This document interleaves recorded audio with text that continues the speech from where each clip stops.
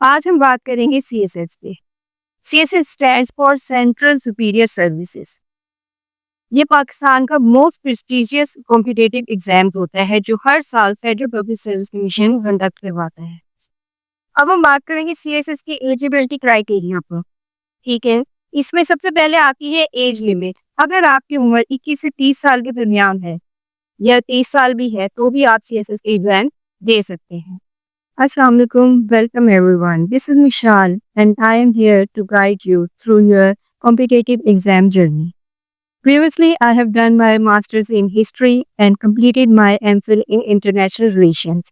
And now I'm on the mission to help you, guide you to prepare your exams like CSS, AMS, ASF, FIA, MOD and many more.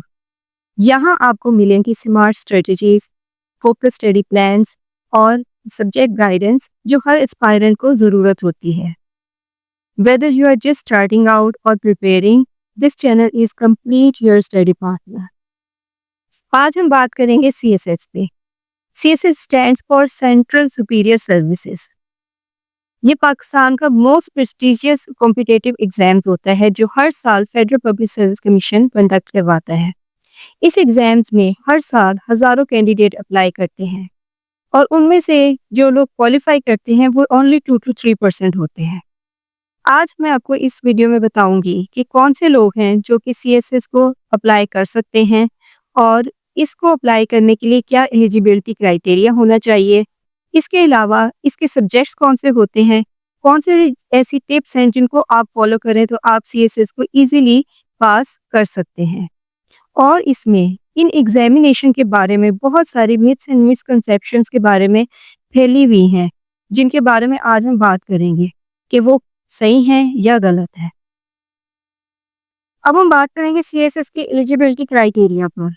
ठीक है, इसमें सबसे पहले आती है age limit. अगर आपकी उम्र 21 से 30 साल के दरमियान है या 30 साल भी है तो भी आप सीएसएस के एग्जाम दे सकते हैं। एज रिलैक्सेशन कुछ लोग को मिलती है, उसके लिए कुछ क्राइटेरिया होता है, या तो वो जो है गवर्नमेंट ऑफिसर्स हो तो उनको 2 साल की एज रिलैक्सेशन मिल जाती है, या फिर फाटा बलूचिस्तान के कैंडिडेट्स जो होते हैं उनको भी ये एज रिलैक्सेशन मिल जाती है। अब सबसे बड़ी बात आती है क्वालिफिकेशन की। इस पे बहुत सारे लोगों को मिसकंसेप्शन होता है कि सीएसएस के लिए जो है अप्लाई करने के लिए हमें कौन सी ऐसी क्वालिफिकेशन करनी पड़ेगी।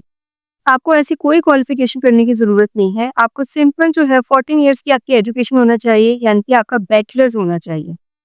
अगर आप बैचलर्स आपका क्लियर है तो आप सीएसएस के एग्जाम्स इजीली दे सकते हैं।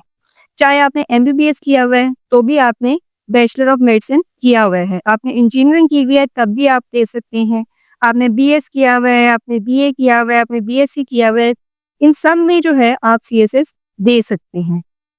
इसके बाद आती है अटेम्प्ट्स की बात। लोगों को लगता है कि सीएसएस सिर्फ एक अटेम्प्ट पे होता है। नहीं, ऐसा नहीं है। सीएसएस के मैक्सिमम 3 अटेम्प्ट्स होती हैं। आप 3 बार सीएसएस के पेपर्स दे सकते हैं। सीएसएस का एलिजिबिलिटी क्राइटेरिया को मैं आपको पहले ही बता चुकी हूँ कि उसके लिए आपकी एज लिमिट क्या होनी चाहिए, आपकी क्वालिफिकेशन क्या होनी चाहिए और आपकी नेशनलिटी जो है वो पाकिस्तानी होना ज़रूरी है। उसके बाद अब हम देखेंगे सीएसएस का एग्जाम स्ट्रक्चर जो है वो कैसा है। सीएसएस का एग्जाम स्ट्रक्चर 5 किस्म के स्टेप्स पर मुश्तमिल होता है। सबसे पहला स्टेप आता है एनपीटी का। 2022 से जो है एमपीटी सीएसएस के रिफॉर्म्स में शामिल हुआ है। उससे पहले एमपीटी नहीं होता था, डायरेक्ट रिटन एग्जामिनेशन ही होती थी, लेकिन फिर एमपीटी को 2022 में जो है वो किया गया। वो एक ऑब्जेक्टिव किस्म का जो है एमसीक्यूज बेस्ड पेपर आता है। ये बेसिकली आपका चेक करता है कि आप सीएसएस के पेपर देने के जो है एलिजिबल हैं कि नहीं है। ठीक है, ये मोस्टली जनरल नॉलेज बेस्ड जो है पेपर होता है। इसमें 200 मिनट्स का ये पेपर आता है और 200 मार्क्स का ही ये पेपर होता है। इसमें आपको पासिंग मार्क्स जो है वो 66 मार्क्स चाहिए होते हैं और इसमें किसी किस्म की नेगेटिव मार्किंग नहीं होती। जैसे कि हम जानते हैं कि गवर्नमेंट जॉब्स में 1 पेपर वाले जो एग्जाम होते हैं उनमें नेगेटिव मार्किंग होती है, लेकिन एमपीटी में नेगेटिव मार्किंग नहीं होती।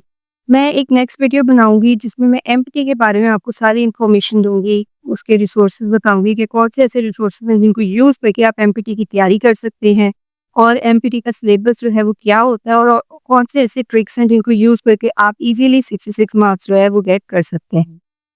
जब आपका एमपीटी क्लियर हो जाता है तो फिर आता है written exam. Written exam 1200 marks का पेपर होते हैं। इसमें 600 मार्क्स के कंपल्सरी पेपर होते हैं और 600 मार्क्स के ऑप्शनल पेपर होते हैं। इसमें आपको जो है 1200 में से 600 मार्क्स लेना ज़रूरी होते हैं। अगर आप 600 मार्क्स लेते हैं तो फिर आप जो है रिटन एग्ज़ाम क्लियर कर जाएँगे। जब आपका रिटन एग्ज़ाम भी क्लियर हो जाएगा तो फिर उसके बाद आपकी मेडिकल एग्ज़ामिनेशन होगी। मेडिकल एग्ज़ामिनेशन जो है वो हर गवर्नमेंट जॉब के लिए ज़रूरी होती है। वो चेक करते हैं कि आप उस में जॉब के लिए फिट हैं कि नहीं हैं। उसके बाद साइकोलॉजिकल असेसमेंट्स आती हैं। जितने कैंडिडेट्स ने सीएसएस क्वालिफाई कर लिया होता है रिटन एग्जाम, उन सबके ग्रुप एक्टिविटीज होती हैं और फिर उनके सिचुएशनल असाइनमेंट्स दी जाती हैं जिन पे उन्होंने रिटन रिस्पॉन्सेज देने होते हैं। इन सब के जो है मार्क्स वो काउंट करते हैं और लास्ट में होता है फाइनल वाला जिसे इंटरव्यू कहते हैं। ये 300 मार्क्स का होता है। इस पे आपको 100 मार्क्स लेने होंगे।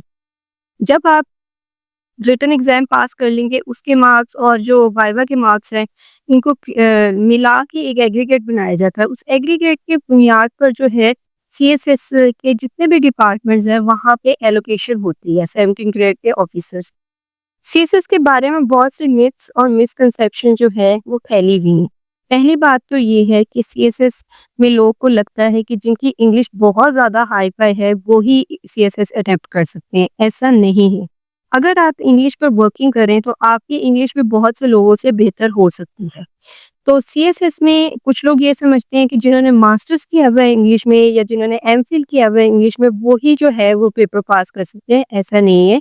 दूसरी फील्ड के भी बहुत से बच्चे जो हैं वो तैयारी करके पेपर दे सकते हैं और उनका भी इंग्लिश का पेपर जो है वो क्लियर हो सकता है और बाकी पेपर भी वो इंग्लिश में अटेम्प्ट करेंगे। उसके लिए बस आपको इंग्लिश की ज़रा जो है ग्रामर और वोकैबुलरी को बेहतर करने की ज़रूरत होती है। दूसरी मिसकंसेप्शन ये है कि ये पेपर कोई ईज़ी पेपर नहीं होते कि जैसे हम बाकी अपनी स्टडीज़ करके पेपर्स पास करते हैं। जैसे कि हम किसी भी डिग्री या की फील्ड में जाते हैं तो वहाँ के लिए हम जो भी स्टडीज़ करते हैं, हम उसमें इतना एनालिसिस वगैरह नहीं करते। लेकिन सीएसएस के पेपर्स में आपको एनालिसिस करना होता है, चीज़ों का एनालाइज़ करना होता है, उनके कॉन्सेप्चुअल जो है वो वे में पढ़ना होता है और उसी वे में आपको जो है वो क्वेश्चंस का आंसर्स देना होता है। इसलिए यहाँ पे रट्टा नहीं लगता, यहाँ पे आपको मेहनत करनी पड़ती है। लेकिन अगर आप एक सही तरीके से मेहनत करते हैं, फुल अंडरस्टैंडिंग के साथ तो आप पेपर दे सकते हैं। एक और बात ये है कि लोगों को लगता है कि सीएसएस की एक अटेम्प्ट होती है, जैसे जिसके बारे में मैंने पहले भी बात की है, सीएसएस की 3 अटेम्प्ट्स होती हैं। तो एक अटेम्प्ट्स वाली भी मिथ गलत है। बाकी मेरी आने वाली वीडियो में मैं आपको बताऊँगी कि ऐसे कौन से सब्जेक्ट्स हैं जिनको आप चूज़ करके जो है सीएसएस में अच्छे मार्क्स गेन कर सकते हैं। ठीक है, हाई स्कोरिंग सब्जेक्ट्स कौन से हैं और जो है आपने कौन-कौन से वे से तैयारी करनी है और टिप्स एंड ट्रिक्स भी मैं आपको नेक्स्ट वीडियोज़ में बताऊँगी। तब तक अपना ख्याल रखिएगा। Stay focus. अल्लाह हाफ़िज़।